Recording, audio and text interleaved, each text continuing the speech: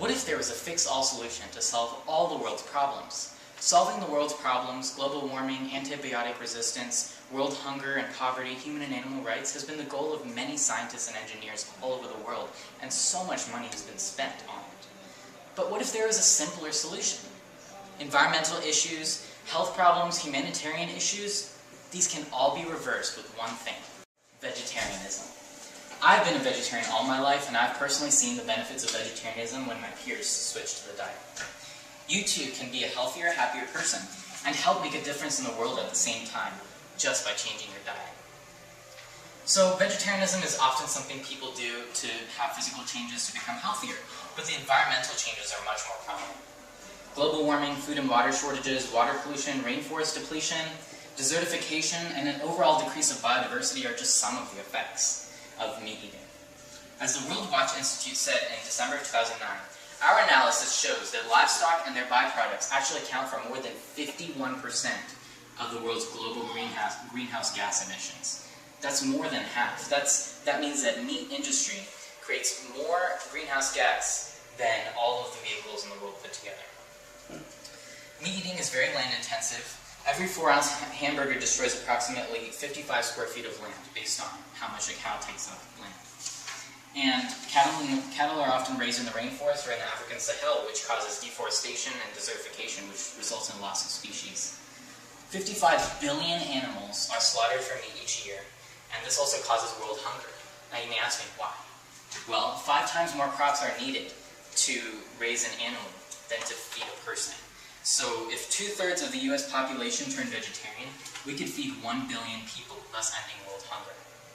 Loss of fresh water is also a problem. You need 2,464 gallons of water for 1 pound of beef, and only 139 gallons of water for a pound of whole wheat bread, or 29 gallons per pound of tomatoes.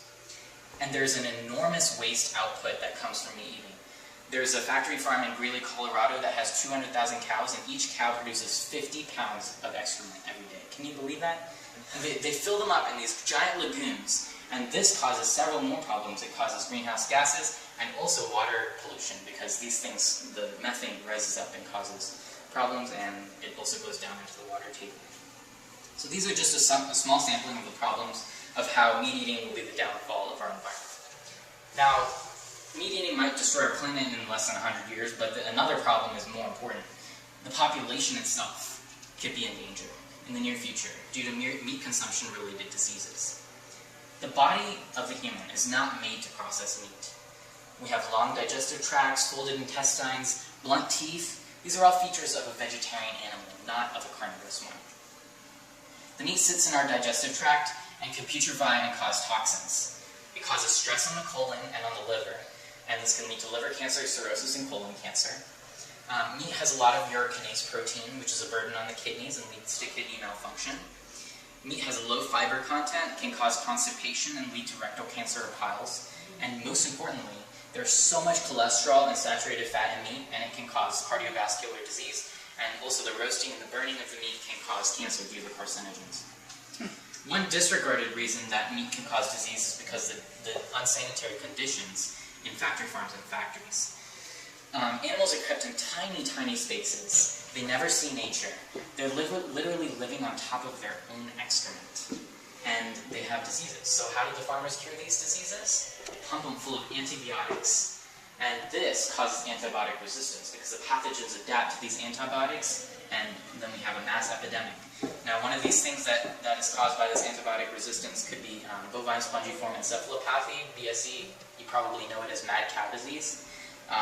This is actually caused by something really grotesque. Farmers feeding cows back to the cows. They have these dead bodies and they don't know what to do with them, so they just put it back into the feed for the cows. And even the calves have blood put into their milk in the factory farms. So it's a very sad story. You can learn more by watching an online animated documentary called The Matrix. So by eating meat or drinking non-organic milk, you could be getting mad cow disease, which could be fatal.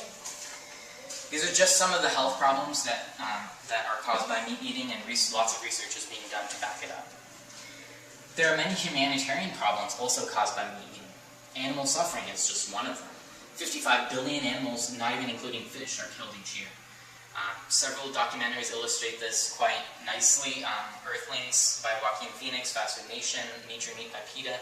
They're very graphic, but they really show what's really going on behind the scenes. Animals are amputated, tortured, and killed, and being torn open while still alive. It's a very, very sad story. But not only the animals suffer, the workers suffer too. Many of the workers are illegal immigrants, and they're making more money here than they would in their home country. So they just stick it out here, and they can't even report the bad things that are going on in the factories to the police because they get deported. Unfortunately, the meat factories consider these people as replaceable, so they don't care if some of the people get injured or deported. So it's a very unethical environment.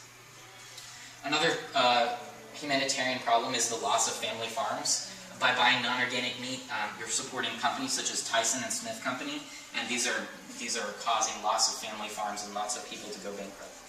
An indirect effect of meat eating is early puberty due to the steroids and growth hormones that they pump into the meat, and the kids eat them and they get early puberty. And the last indirect effect is wars and world conflict. World hunger contributes to instability, and wars and conflict can be attributed to meat eating. So there's so much evidence that meat has a negative impact on the environment, our health, on society, and on the world overall. If we want to reverse global warming, end world hunger, solve major health problems, and decrease cruelty in the world, then we need to turn vegetarian. If you can't do a meatless diet, just try a less meat diet. Just have vegetarian food once a week at least. Cutting back on meat once a week per year, can save 84,000 gallons of water, 245 pounds of grain, 7,700 square feet of rainforest, and much, much more. Even if this is not possible, try to buy organic meat and dairy. This decreases animal cruelty, supports family farms. There's a common misconception that vegetarians don't get enough protein or are deficient in vitamins. But it's really not that true. You can look up the facts and that you get enough protein from vegetables. Andreas Kahling, the world's strongest man, is vegetarian. There are numerous intelligent people who are vegetarian. Albert Einstein, Nikola Tesla, Thomas Edison, and there were tons of celebrities that are vegetarian. So you can be vegetarian too. If you want to save the world, there is no need to stop driving your car or to donate money to charity. All you have to do is to choose not to have that beef, or pork, or chicken, or fish. Just make that conscious decision to eat vegetarian and save the planet. Thank you.